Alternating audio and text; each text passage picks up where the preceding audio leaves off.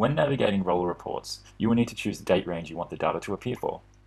Your options are today, tomorrow, yesterday, on a certain day, between a date range, within the next day, week, month, or within the last day, week, month.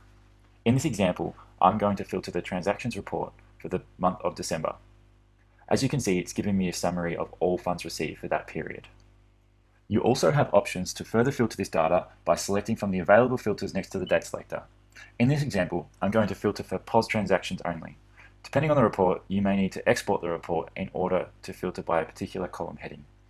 Using this report as an example, if I wanted to filter by staff name, I would need to export and filter by staff name in Excel. If you're consistently using the same filters when running your reports, you can save views by clicking the downwards arrow next to the report name. In this example, I'm going to save this view as POS transactions and save this as a new view. In future, I can easily filter this report using the save view and it will automatically use the same filters.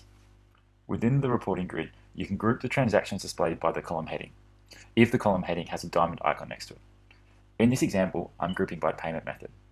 You can also add or remove columns by right-clicking the reporting grid and ticking or unticking the available options.